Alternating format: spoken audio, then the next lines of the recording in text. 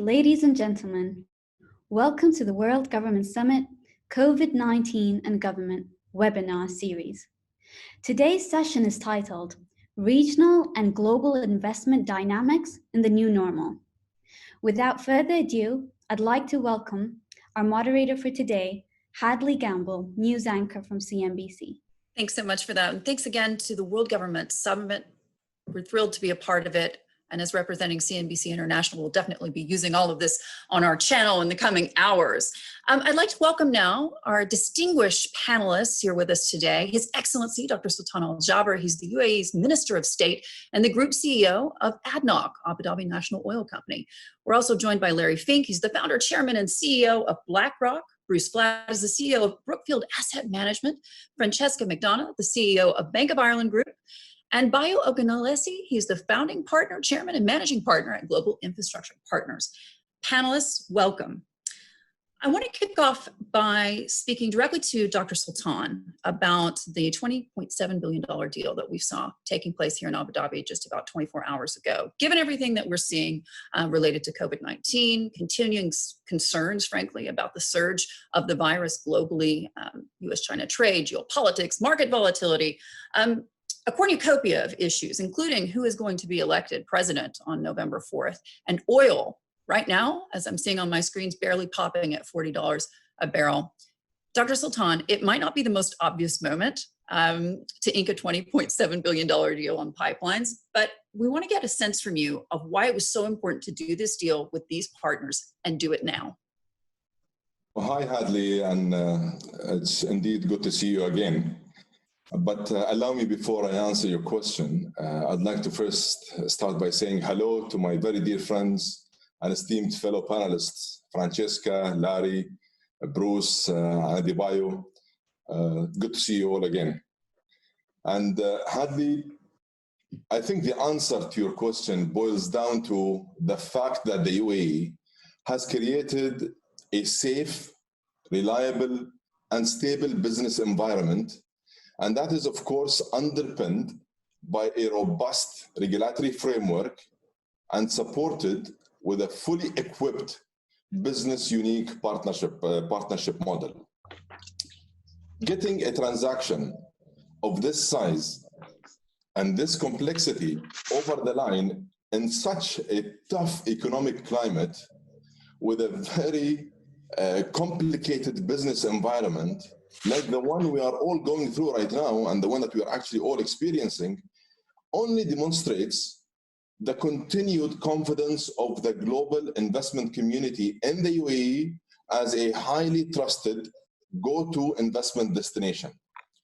This $20 billion deal, announced only this past Tuesday, highlights the world-class nature of the UAE's energy assets and infrastructure base and their low risk and stable income generating profile. And this is just the latest example of ADNOC and the UAE's ability to attract top tier investment institutions to the UAE. And we are very keen and in fact excited about many opportunities that will go on stream in the very near future. Larry, I want to bring you into the conversation to speak a bit more broadly about what we're seeing happening in the world today. I mean, you've got governments literally on the scramble around the world trying to throw everything at this situation. And in spite of all of that, you know, the market rally that we've seen on the hopes of a reopening the last 24 hours or so demonstrating just how vulnerable they are to sentiment and to the headlines. How would you characterize what we're seeing today? Well, thank you for having me, Dr. Sultan. Excellency, thank you for our friendship and our partnership. There are two major curves that are addressing the marketplace. The first curve is the policy curve by governments. We have never seen policy reactions, both fiscal and monetary policy, by most governments, including Germany and the UK, and obviously the US. And so these policy responses are enormous. They have stabilized any major corporation, any small corporation who has access to the capital markets. And so we've seen a dramatic stabilization in markets, and we are still sitting in giant pools of liquidity, even with all this. And so that is one of the big reasons why we've had this enormous bounce back from the lows of March 21st. The second curve is now what is addressing how effective these policy responses are, and that's the disease curve. And I think psychologically, though, the world has changed in the last few months, and the world has changed. The world has changed from a compassionate world to more of a pragmatic world. And right now, we are seeing rising infection rates. The market has had a mild setback the last few days, but with this pragmatism that is part of the psychology of the world today, it is very apparent to me that the world is accepting higher diseases, higher infection rates. Obviously, we know more about it. We know that young people mostly have very low complications. And so we are trying to navigate this. We decided compassionate societies are actually too expensive. And I think every democracy right now is trying to navigate this compassionate versus pragmatic. And we'll see in the next 2 to 5 weeks, is pragmatism right or wrong? We are seeing rising infection rates in many places in the United States, in other parts of the world. Yesterday, we had the highest infection rate in the world, and markets are still pretty stable. That could all change if people believe that the infection rate is going to translate into higher mortality, and then does it unsettle democracies worldwide. And I think we don't know where this is going, but right now the marketplace is saying policy response are sufficient. They're going to be enormous. They're going to be repeated if we have higher disease rate.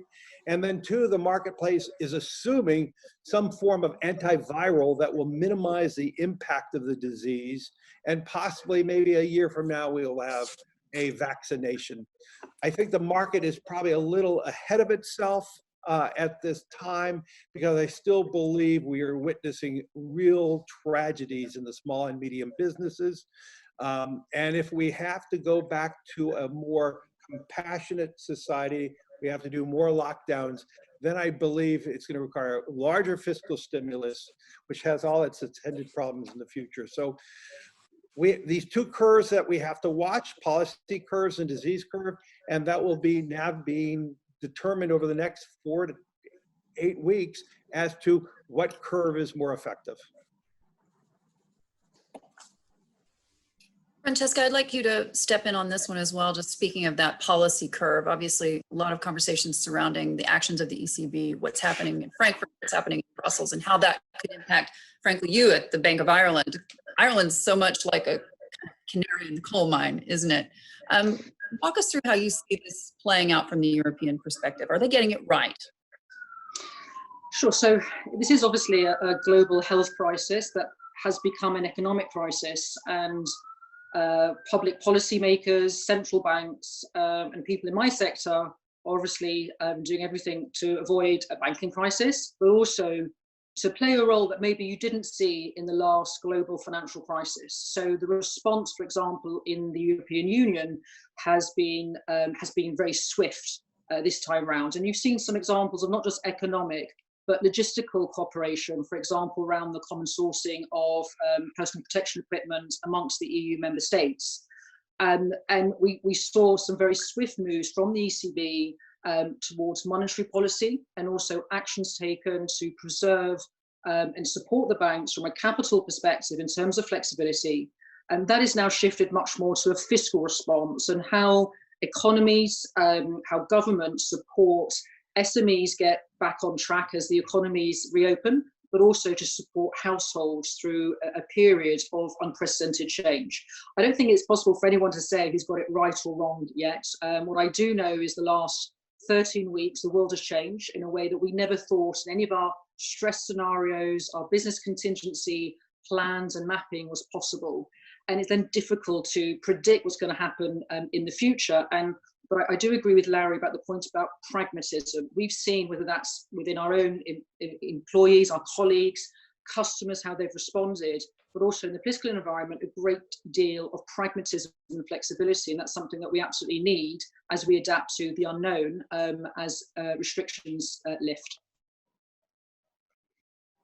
Adebayo, how does that pragmatism weigh on your investment decisions when you're looking at something like this $20.7 billion deal? We're talking about the impact of all of this on infrastructure, and particularly within the oil sector when you have prices where they are today.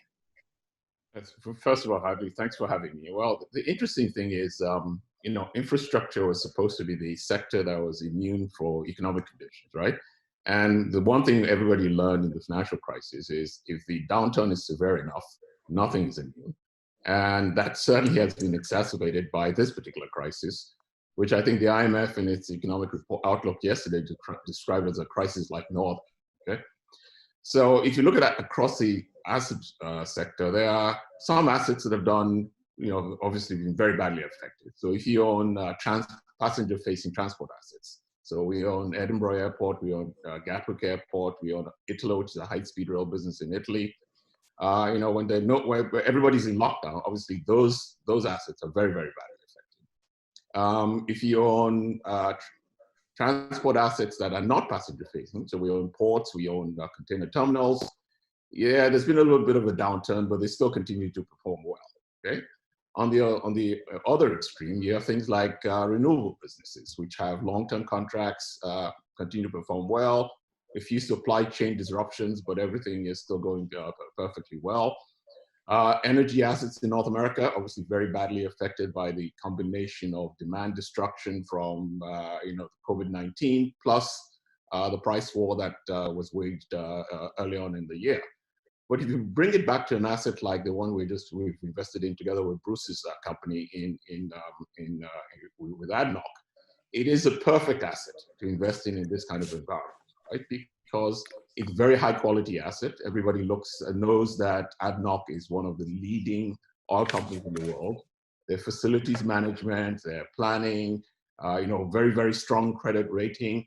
It is a strategic asset, so it connects all of ADNOC's producing fields to the demand sources in the UAE. The UAE has a stated policy of becoming energy independent, focused on gas, and so you can expect gas to grow. ADNOC has a policy of expanding petrochemicals, expanding refining, so gas will continue to grow. You have a long-term contract, you have minimum volume of commitments. So it is actually the perfect investment for this kind of environment, and it fits in very nicely with one of our strategies, which is to look for opportunities to partner with leading companies on their infrastructure assets, release capital to Dr. Sultan and his team, so they can then go reinvest that in more high growth assets. So it fits every box, and of course, as Dr. Sultan has said, the UAE is a perfect place to invest, and in fact, this is our second investment in the UAE. Bruce, I want you to come into the conversation as well. You're known as the Warren Buffett of Canada, and we've seen Mr. Buffett make some pretty interesting decisions over the last several months with regards to what's going to happen with his strategy, as well as off the back of COVID-19. I want to ask you, when you take a step back and think about not just the investment that you've just done with ADNOC, but also more broadly about energy investment, in particular, international oil company CEOs, I speak to them quite often on CNBC. There is a lot of worry privately, externally, and internally, frankly, at these companies about what the investment picture is going to look like and what they're going to be able to do given the current environment. Walk me through how you see this playing out. Well, I think the one point that I could add to some of the things that Dr. Sultan said and what Bio said is that, and it relates to this transaction, or this transaction is instructive of it. What happens in times like this is that governments and corporations can find alternative uses for capital and release money from infrastructure assets to be able to put into their core operations. And as Bio said, what Dr. Sultan and ADNOC are going to do with the money is reinvest it in their business and grow. And countries around the world have just issued enormous amounts of debt to fund the fiscal situation that we're going through.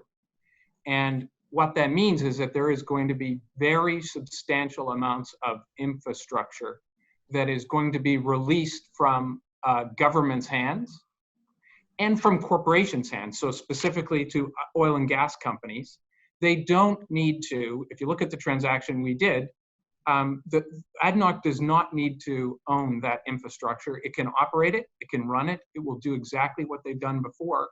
But our cost, we can lower the cost of capital for them by bringing infrastructure money in. And this has been happening. We started doing it in real estate 30 years ago. We did it in renewables for the past 20 years, and we've been doing it for 10 years in infrastructure, and we're now only started in infrastructure. So it's going to be, it's going to take 25 years, but all infrastructure is going to transfer from government and corporations' hands into the hands of infrastructure owners. And the good news is there's going to be lots of supply. But the other thing that's happened is that interest rates have come down and down and down, and now they're 0%. Therefore, the money is there to make the investments. So the pools of capital around the world, some were partners of us in this transaction. The pools of money that are out there are very significant to go into alternatives, and in particular infrastructure, because much of it is low risk and reasonable return cash on cash investments. So this is a very interesting time for I think the start of a big phase of infrastructure investment globally.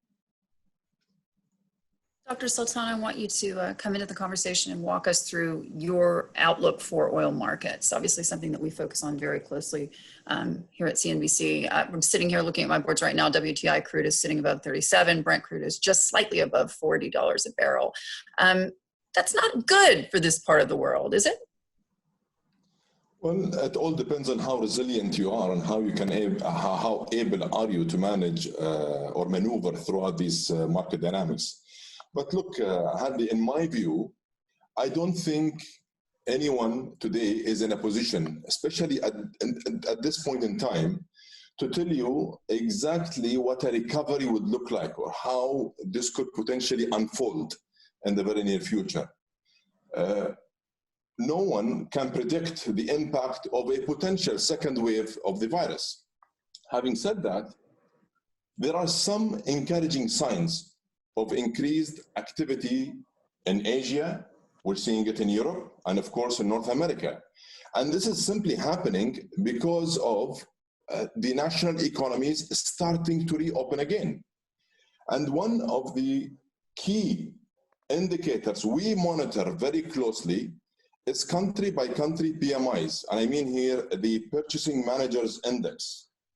Some actually are inching above the crucial 50 mark for the first time since COVID started.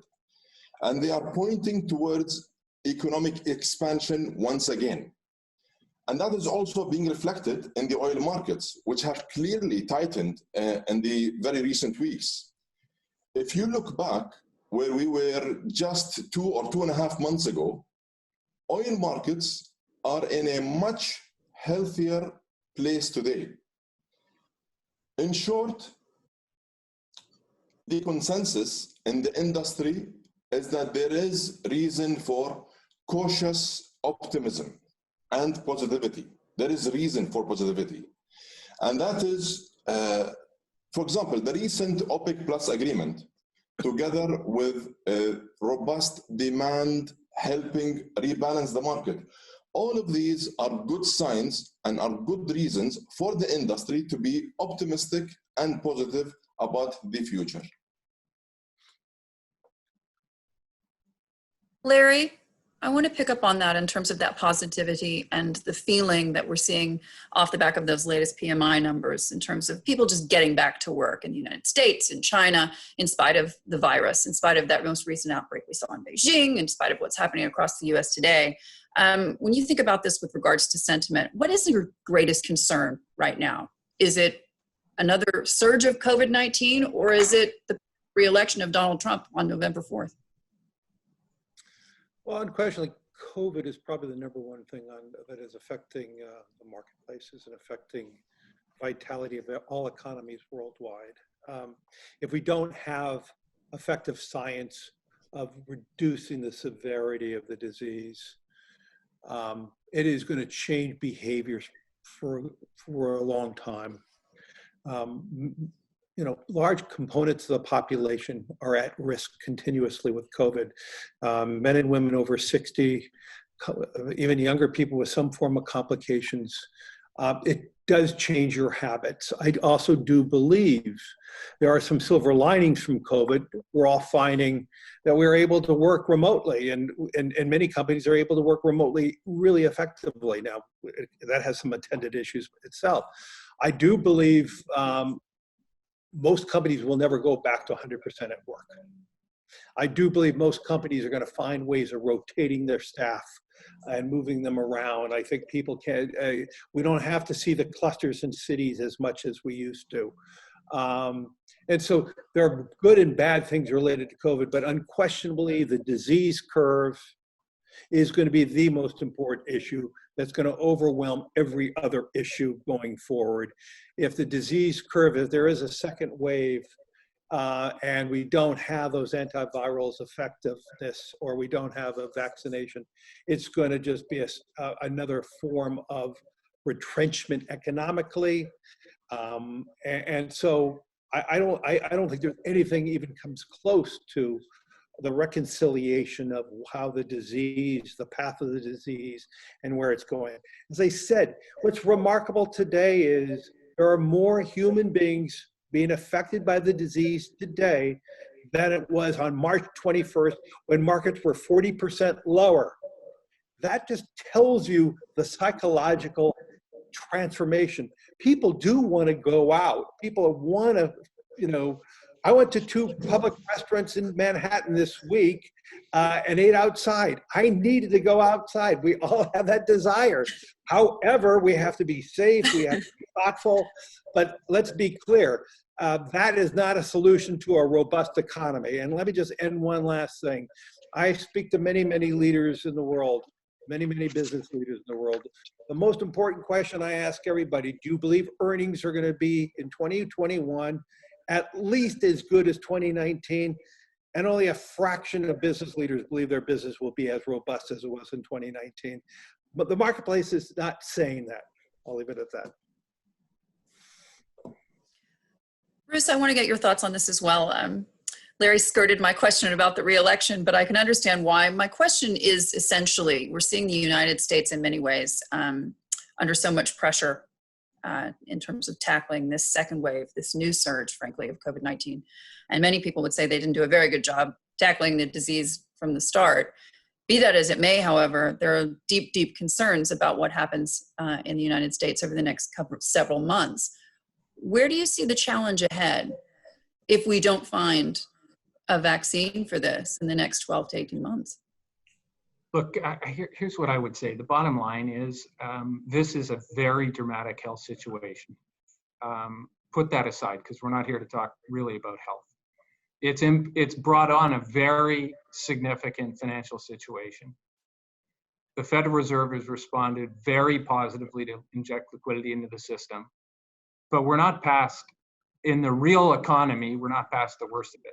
And there are going to be bankruptcies, there are going to be issues, there is going to be volatility, but in a period of time, we're going to get through this like we always do. And these situations, either we'll find a vaccine and it'll be solved, or we'll figure out how to live with it. And we are going to get through this. We got through every other issue like this in my 30 years of doing this, and 30 years before that, and 30 years before that, and we're going to get through this. So this, I guess the real point, the only point I would add to this discussion is this will all pass.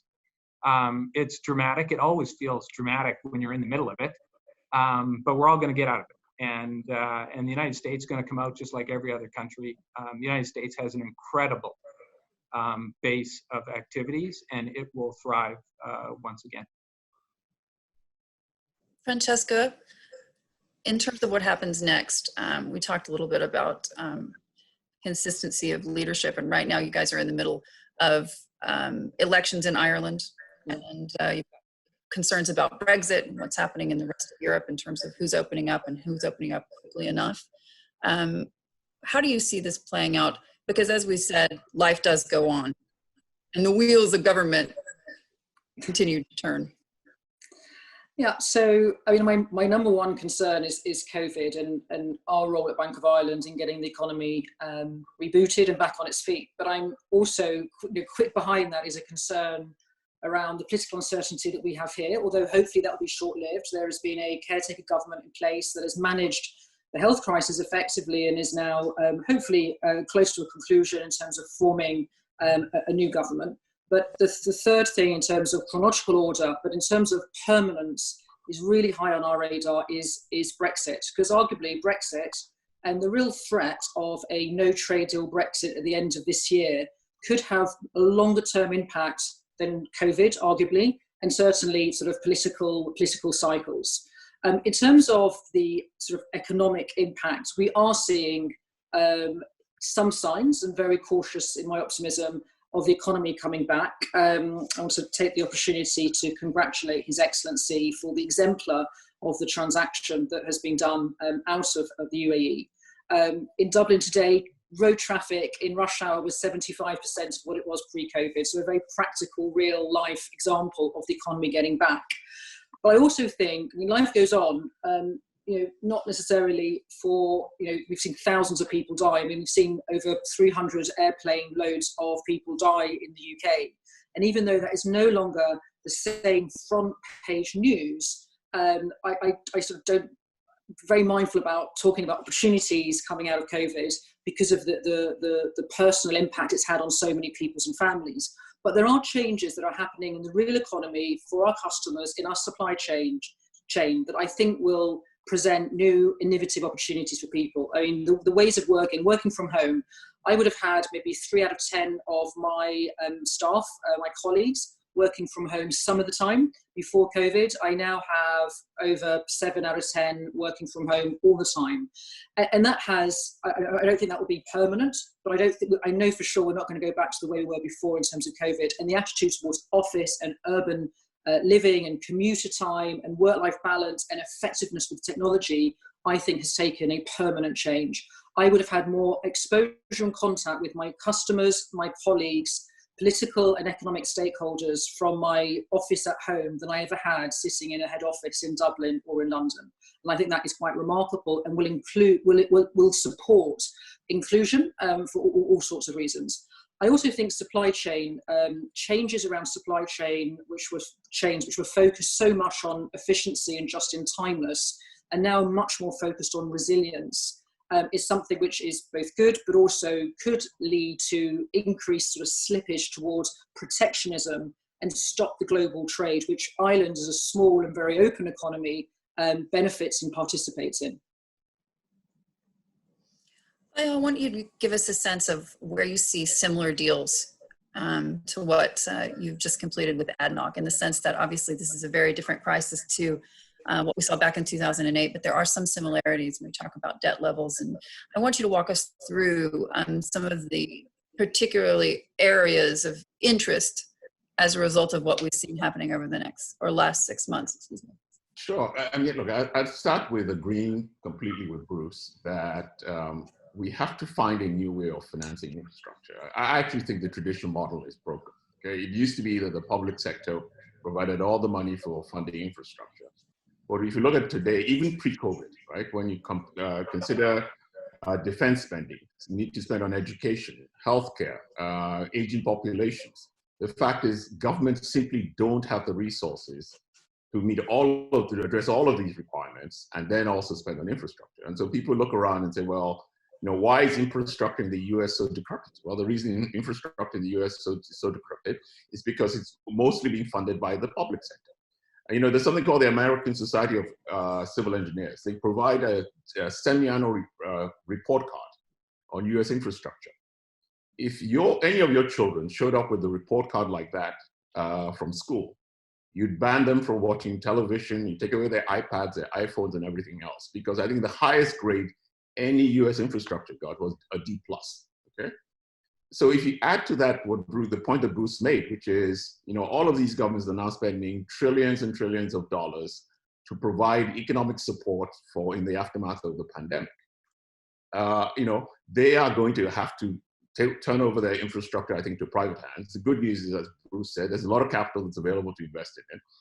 And so I think public sector devolution of infrastructure is one thing that's going to happen. And look, countries have done it. Australia has done it. The UK has done it to some extent. There are other countries that have done it. The US is still a laggard, but I think the US will eventually get there. I think the second area where I think there's going to be a tremendous opportunity is the transaction of the sort that Dr. Sultan and the ADNOC team has done. As Bruce pointed out, there is no reason for any energy company, transport company, industrial company to tie up capital in infrastructure, okay? What they need is access and control. Well, Dr. Sultan still controls the pipelines in Abu Dhabi. He still has access to the pipelines in Abu Dhabi.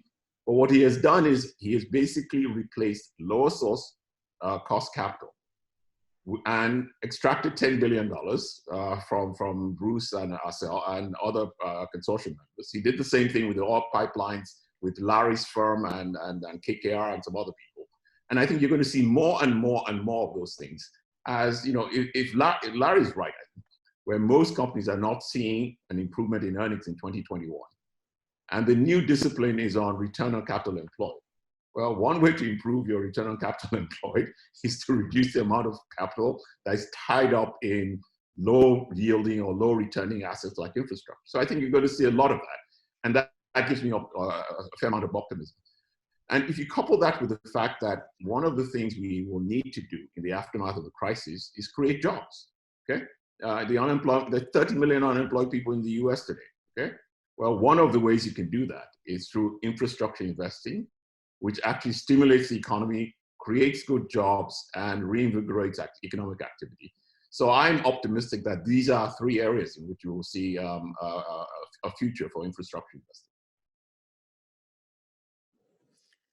Dr. Sultan, I want to follow on to what Bayo was just saying there in terms of the way that you structured the deal and the way that you structured, frankly, the deal that you had several months ago with Larry and KKR, with Henry Kravitz.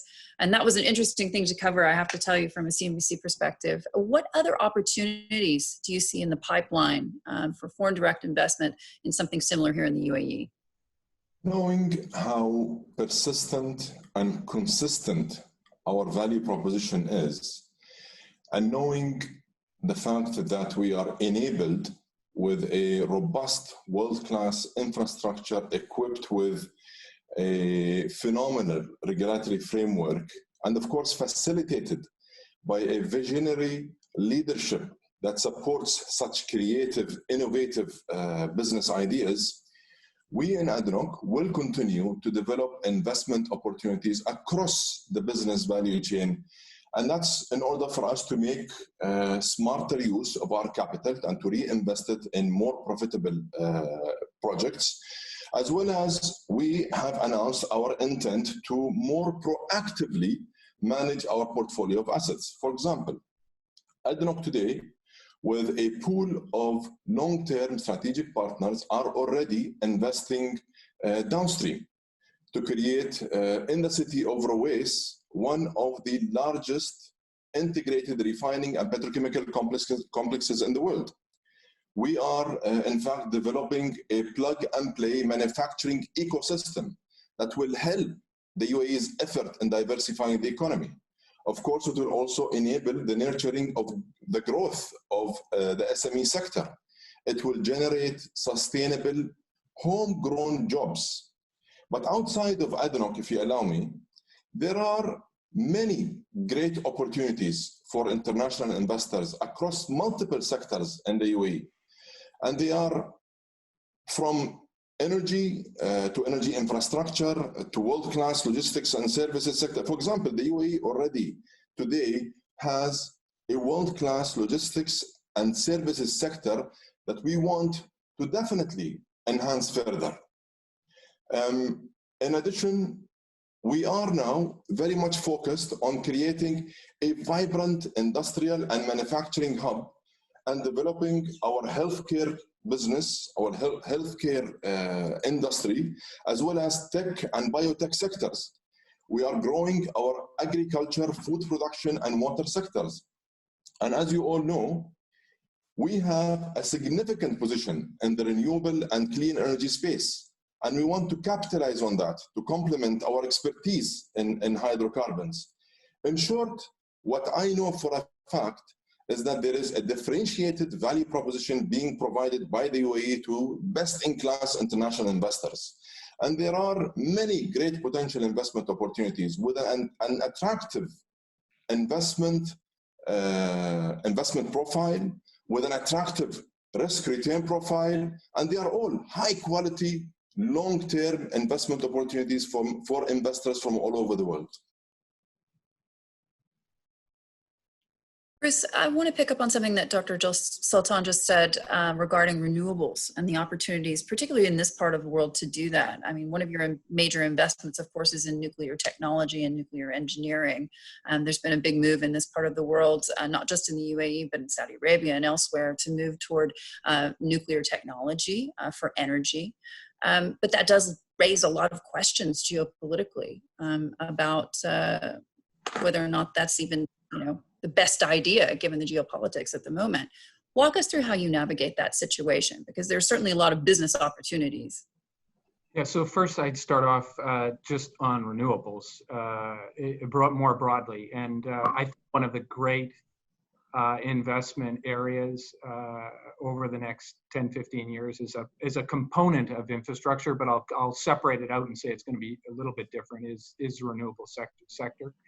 And that's largely driven off the fact that solar panel construction costs and everything that goes along with building solar plants has now come down to the lowest priced electricity in many markets of the world, including some in the Middle East. So there are going to be very significant amounts of solar facilities built in the world, and that is going to be a significant way to provide electricity throughout the world. But there is not storage of intermittent capacity for solar, and as a result of that, in countries in the world, you need to have base load capacity still. Some is coal, but increasingly that's going to be natural gas. And it's going to be, and it still is nuclear. And it's tough to build nuclear plants in the West, but there are plants getting built, many of them in Asia and some in the Middle East. Our Westinghouse team was helping service building the one that's in the UAE. And look, it's never simple. But this is great long-term technology. It's clean and it's a very, very good long-term business that we're involved in. But I think the biggest growth you're going to see is actually in solar plants around the world. Barry, could you weigh in on this as well in terms of the ESG? It's obviously a cornerstone of your investment strategy. How difficult do you think the environment is right now to move forward with these kinds of investments, or is this the time? In my 2020 CEO letter, I said that sustainability is investment risk, and what Bruce just said and what Bio has been saying all along, it is investment risk. And so what we are seeing an accelerated interest worldwide related to analytics around sustainability and data. And as more and more companies start reporting using SASB and TCFD, we're going to have better analytics and data comparing different companies. And that BlackRock just announced a partnership with a satellite imaging company so we could overlay that on our technology platform so we could look at the physical impact. That being said, 2 days ago, the United States government even reinforced the view for pension funds that they cannot invest in renewables or any form of social investing unless it proves to be at least equivalent to any other form of investing. They're raising the bar that you must prove that investing in sustainability is not just a social view, but it is an investment view. And that's actually consistent with my CEO letter, we believe it does validate what we're trying to do and say it is an investment risk. We need to show it and prove it.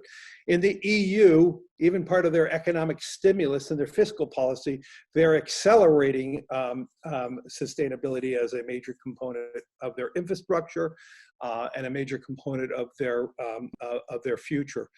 I would also say COVID is an existential physical risk.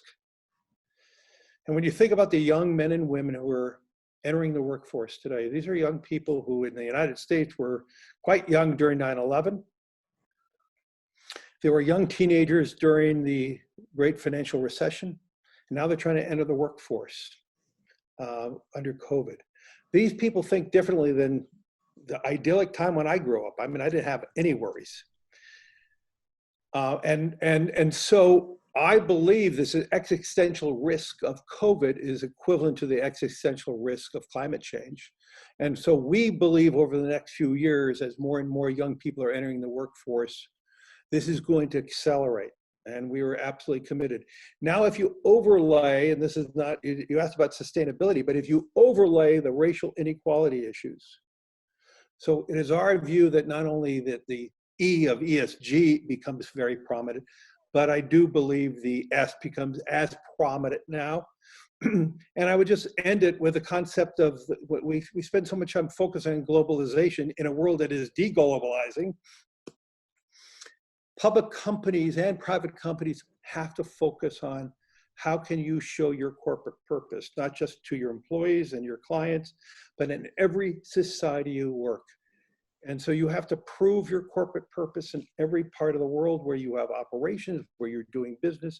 And so I do believe the purposeful companies are going to have actually even better long-term profitability. Francesca, pick up on that one because you and I are the only women on this panel.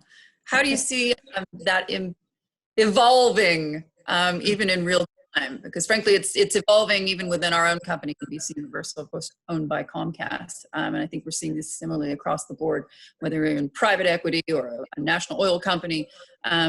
Certainly this is happening in the financial sector as well. Sure, and yeah, Hadley, it's great to see two women. I often sit on panels where I'm the only woman, or I view panels where there is very little, not just gender, but representation in general. So it is a rare treat. Me too.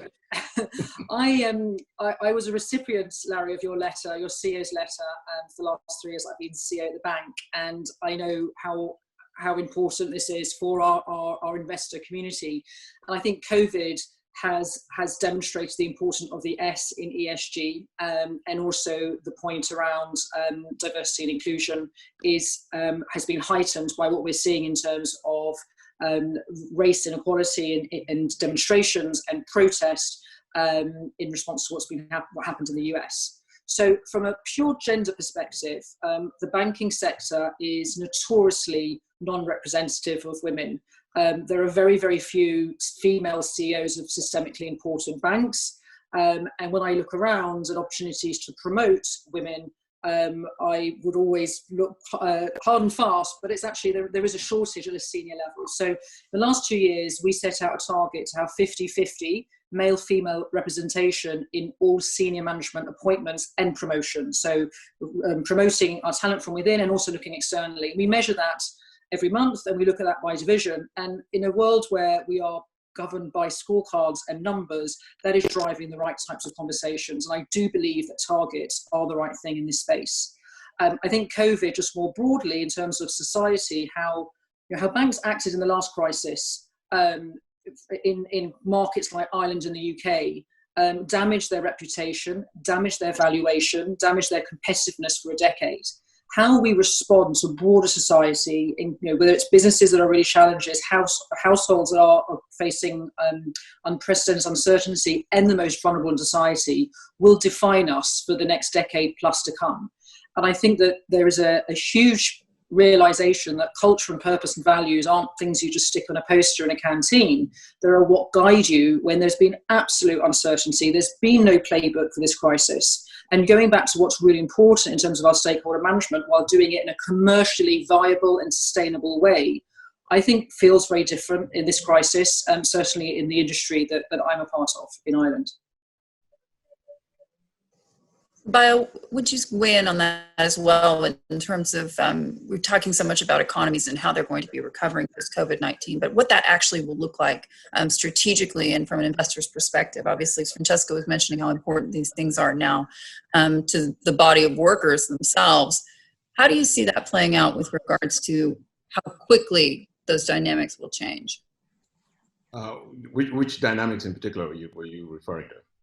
In the sense that we would love to see certainly a more diverse workplace, a more diverse sector base as well. Look, I think the recent events in the U.S. have sort of led me both to be both sad as well as hopeful. Sad because what's come through very clearly is, we've lived through 400 years of systemic discrimination against people of color in the US. And, COVID-19 has actually exposed some of the consequences of that. So if you look at the fact that African Americans have been disproportionately victims of COVID-19, whether measured in terms of hospitalization, in terms of deaths, or, the statistics are very clear. And that all ties to economic discrimination and economic deprivation, which, given the way the US healthcare system works, which follows largely employment, that's clearly one of the reasons why this has been a real issue. And it's sad to see that, look, everybody saw the television reports of this unfortunate man who was basically killed by a police officer who knelt on his neck with his hands in his pocket, and was, such casual indifference to life is something you just cannot fathom. Okay, so all of this makes you sad. What gives you hope, though, is the outpouring of support across the country, in big cities, in small cities, across races. It's white people, it's Asians, it's African Americans, it's young people, it's old people. It's rural communities that have no Black people in it. It's urban communities that have a lot of Black people in them. And then across the world. I mean, I think that's just been extraordinary, okay?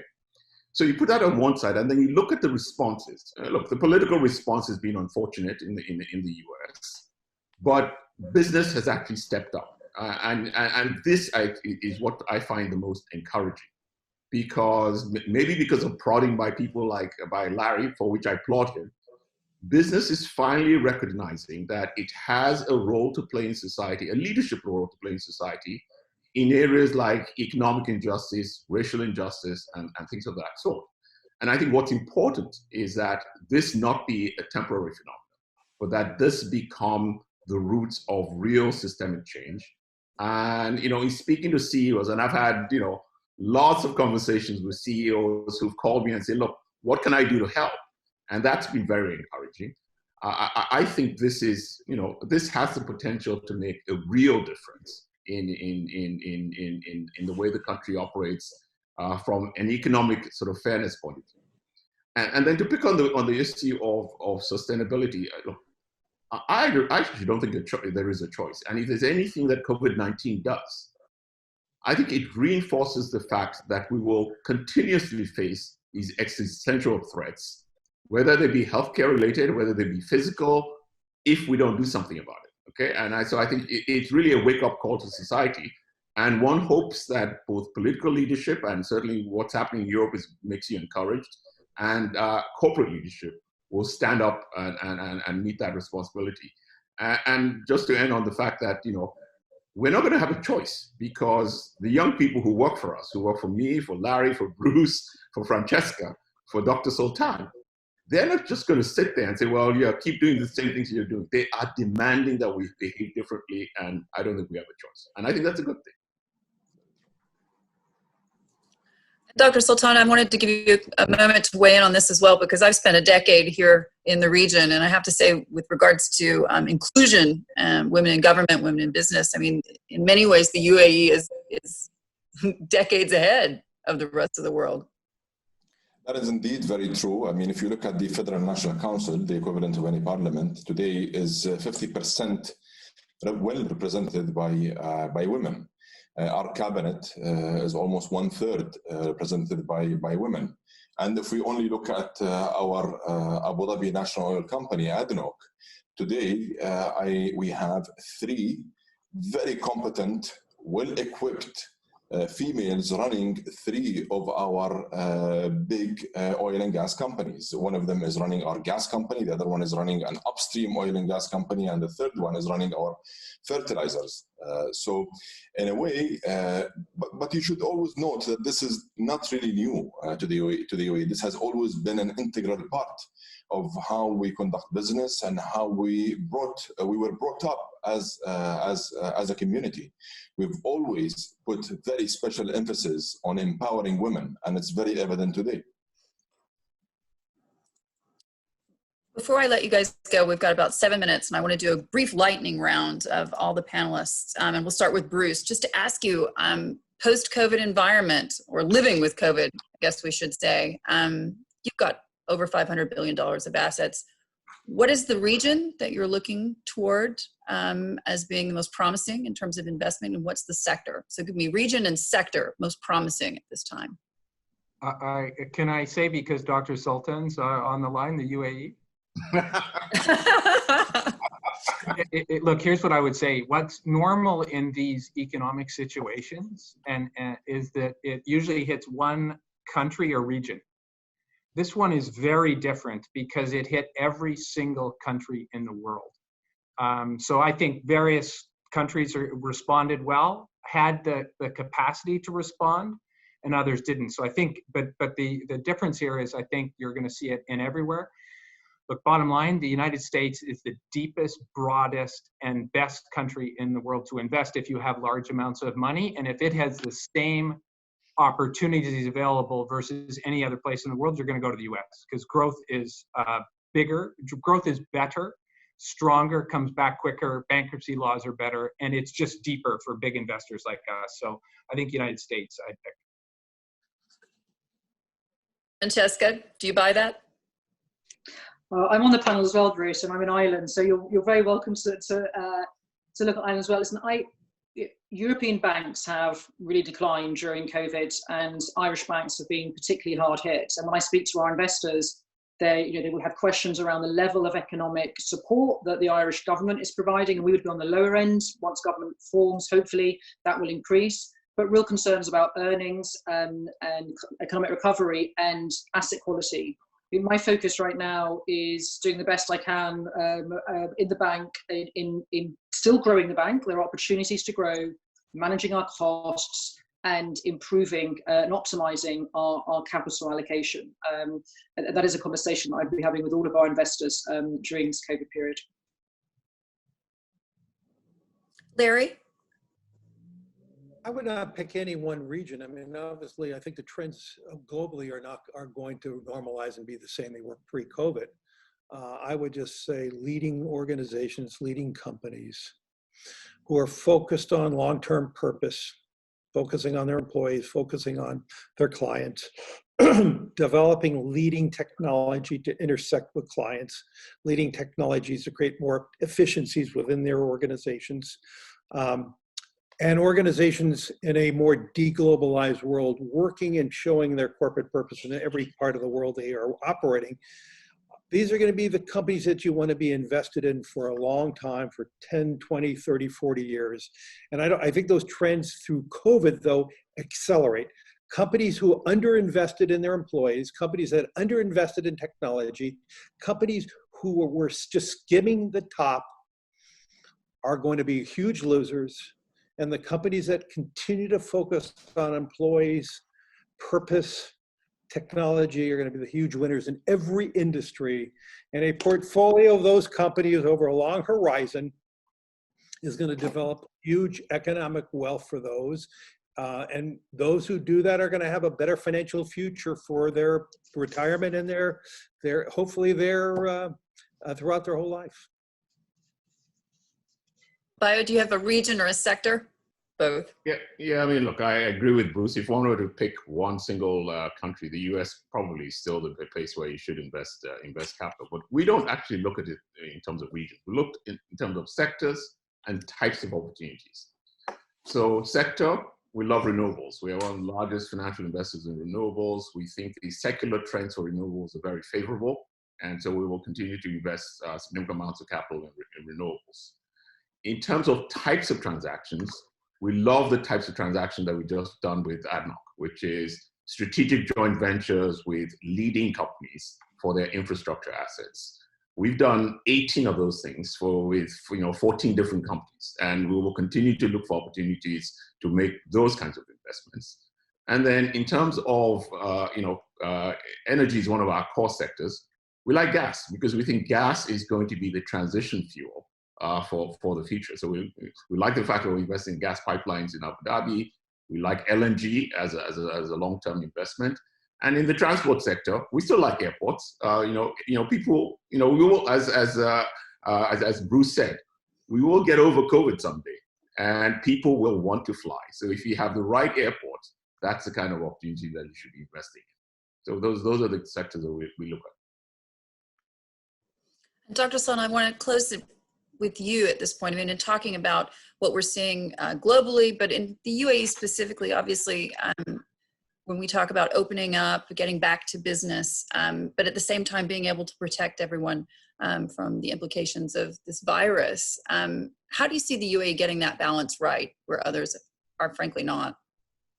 Yeah, well, Hadley, striking this balance is in fact a very tough call to make.